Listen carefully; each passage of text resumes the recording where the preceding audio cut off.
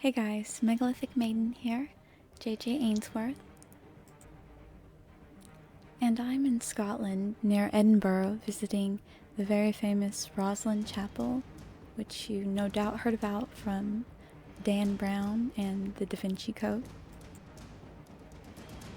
The chapel was founded by Sir William Sinclair of the St. Clair family, a Scottish noble family from Orkney descended from Norman knights and, according to legend, linked to the Knights Templar. He was the third and last prince of Orkney. The foundation or cornerstone of Roslyn Chapel was laid on St. Matthew's Day, September 21st, 1446. After Sir William died in 1484, the larger building he had planned was never completed.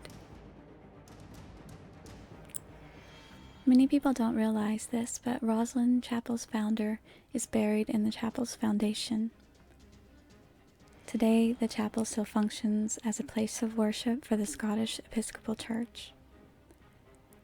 I recently, as I mentioned, visited the chapel, and I was taken aback at the size. I thought it would be much bigger. It's 40 feet 8 inches high, 34 feet 8 inches wide, and 68 feet long. It has an asymmetrical shape, owing probably to its intended further construction. The arched stone ceiling of Roslyn Chapel is finely decorated in squares with 5-pointed stars, ball flowers, tablet flower roses, a dove with an olive branch, and other things. Seashells are found next to a carving of Sir William, which are the symbol of St. James. Together with the stars on the ceiling, they may represent Santiago de Compostela, St. James of the Field of Stars. Roslyn Chapel has many fleur-de-lis designs, which may lead you to believe that some of the work was done by artists from France. But the fleur-de-lis is also associated with the Virgin Mary, so this may not be the case. The design is also associated with royalty. On the 3 pillars standing between the east aisle and the east chapel is a choir of 13 angels with musical instruments representing the host of God. On the ribs of the intersections on the north and south sides are representations of various occupations in life, referred to as the Dance of Death. Roslyn Chapel, as we all know, is full of richly designed sculptures, but some of the most interesting ones to me are the mason's marks on the individual stones, which was rare at the time of the building. Roslyn Chapel is home to the famous apprentice pillar, a decorated pillar that gets its name from a legend involving the mason in charge of the stonework in the chapel and his young apprentice. According to the legend, the master mason felt he needed to see the original inspiration for the design located in Rome before he could perform the complicated task of carving the column. But upon his return, he found that his upstart apprentice had completed the column. In a fit of jealous rage, the mason struck the apprentice on the head and killed him.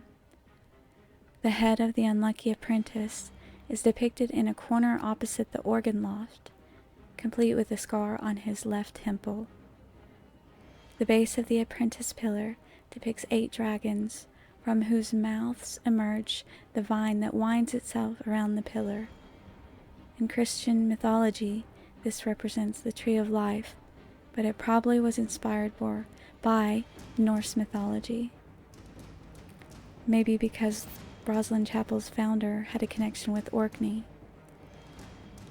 The Norse tree of knowledge, or Yggdrasil, holds up the heavens from the earth, and the dragons of time gnaw at the roots of the tree.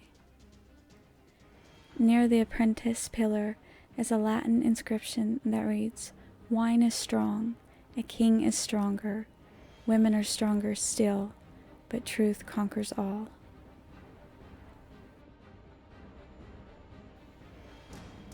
I need to make clear here that the story of the apprentice pillar is but a newer spin-off version from the very ancient story of Hiram Abiff, the legend of Hiram the widow's son, which is the foundation of Freemasonry's drama of the third or master degree.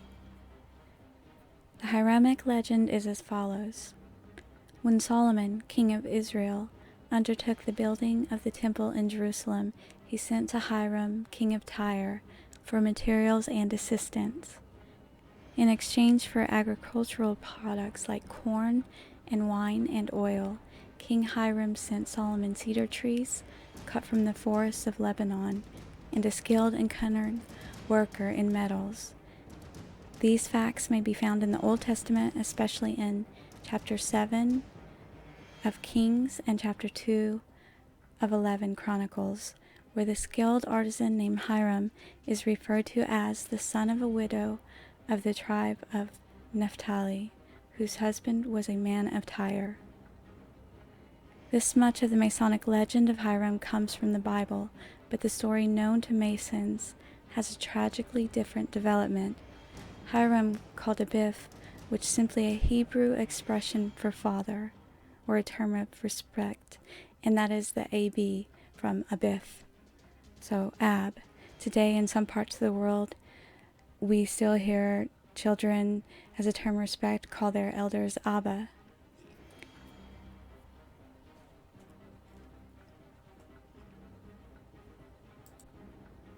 Hiram Abiff worked for King Solomon at Jerusalem, not only in casting all the metallic ornaments for the temple, but also as a master of the works, a superintending architect.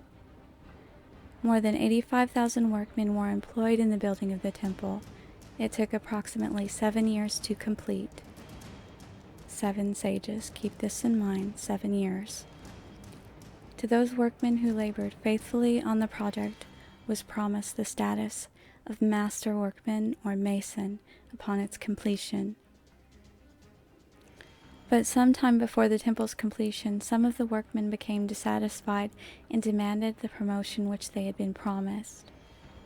Not being organized like modern employees and being used to the harsher and more brutal modes of direct action characteristic of the more primitive times in which they lived, they sought the higher wages and fringe benefits of a master workman by conspiring to extort them from Hiram Abiff. In spite of their violent threats, Hiram steadfastly refused to yield to their demands, reminding them of their obligations to King Solomon and his God. He resolutely insisted that they honor the contracts by which he and they were bound. 3 of them, more brutal than the rest, conspired to attack Master Hiram to force the concessions they were demanding. But he, being faithful to his trust, was more adamant in his refusal, and they in their wrath slew him in the unfinished temple. That essentially is the legend of Hiram, which has become in Masonry one of the most impressive ritualistic dramas of all time. Historically minded brethren continue to wonder from whence it came and whose imagination and gifts of language transmitted it into the matchless drama which furnishes the core of the sublime degree of Master Mason. Now I'd like to go back to the phrase Hiram Abiff, and I mentioned that Abiff simply means of my father, or respect to my father, or respect to the elderly. But we need to understand that the language itself was designed in a specific way. The language we use today, our spelling, is yet casting a spell. It's an eloquent way of talking, meaning many things, yet saying one phrase. It's an elegant construct. Hiram Abiff is Hiram above. Okay? And I know that it sounds quite strange, but it is reality, guys. Now, this Hiram, we might consider what this may mean.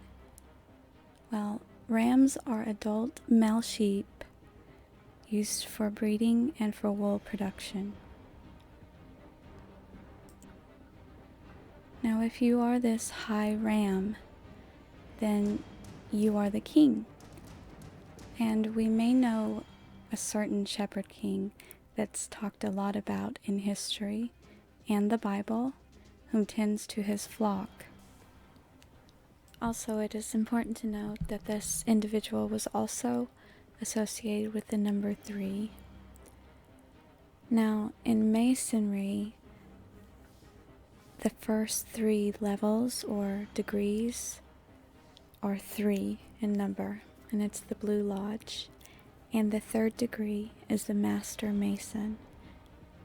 And effectively, when you have attained Master Mason degree, you have died and been resurrected, and you will advance further. Delving into the Master Mason ritual, let us look a little to the symbolism. Here I will talk of Golgotha, which in Aramaic means skull. Golgotha is a description and a place of allegorical meaning. Today it is also called Calvary, from the Latin calve, meaning bald head or skull as well. It is a skull-shaped hill in Jerusalem and is referred to in all 4 Gospels. This hill was outside the city walls of Jerusalem, apparently near a road and not far from the sepulchre where Jesus was buried. So Golgotha, or Mount Calvary, has always retained an important place in the legendary history of Freemasonry, and there are many traditions connected with it that are highly interesting in their import. Golgotha, or Mount Calvary, is consecrated to the Christian as the place where his crucified Lord gave the last great proof of the second life, and fully established the doctrine of the resurrection which he had come to teach. It was, as mentioned, the sepulchre of him, who captive led captivity, who robbed the grave of victory, and took the sting from death. One tradition states that it was in the bowels of this Mount Calvary, or Golgotha, which is the place of the skull that holds man's mind and consciousness, in which Enoch erected his 9-arched vault, and deposited on the foundation stone of Masonry that ineffable name, whose investigation as a symbol of divine truth may be the great object of the speculative Masonry, the Tetragrammaton. Another tradition details the subsequent discovery of Enoch's aforementioned deposit by King Solomon while making excavations in Mount Calvary, the skull, during the building of the temple. Here lies the truth that King Solomon attained the same conscious enlightenment which Enoch also reached before him.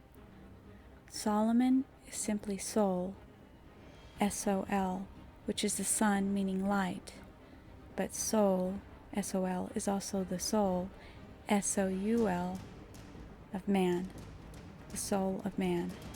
Solomon's temple is but the model of man in his struggle to reach higher consciousness. Thus, the Master Mason represents a man, under the Christian doctrine, saved from the grave of iniquity and raised to the faith of salvation. But the true ancient interpretation of the legend, the universal Masonic one, for all countries and all ages and all peoples, undoubtedly was that the fate of the temple builder is but figurative of the pilgrimage of man on earth, and Golgotha as man's skull and mind, where enlightenment can be attained through trials and temptations, through sin and sorrow, until his eventual fall beneath the blow of death and his final and glorious resurrection to another and eternal life of knowledge.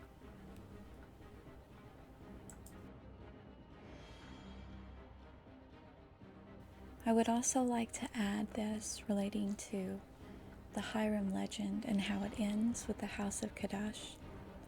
Upon entering the 30th degree, the Freemason enters the holy house of the great architect of the universe. and rest from his labor. He can sing with truth the song. There's no occasion for level or plumb line, for trowel or gavel, for compass or square. Our works are completed, the ark safely seated, and we shall be greeted as workmen most rare. The gates of New Jerusalem have opened to him, for he is now said to be perfect. He has become an eternal temple in which the great architect of the universe abides. The 3 pillars of Freemasonry are wisdom, strength, and beauty, and my favorite pillars of Masonry lie on the Giza Plateau, and it is including the Great Pyramid of Giza, the Pyramid of Khafre, and the Pyramid of Menkaure, and of course these may be the grandest pillars of all. Thank you guys so much. I'll try to continue this series, but I have a lot of other ones going on as well. In this video also, I'm going to let the rest of the footage from the Roslyn Chapel roll. There won't be any more speaking, so if you're interested in a bit more of the outside of the chapel, then feel free to watch and subscribe to me if you'd like. That would really be appreciated. It would be really cool. You can follow me on Facebook. I have a Patreon, Twitter. Well, thanks guys. You guys are just great.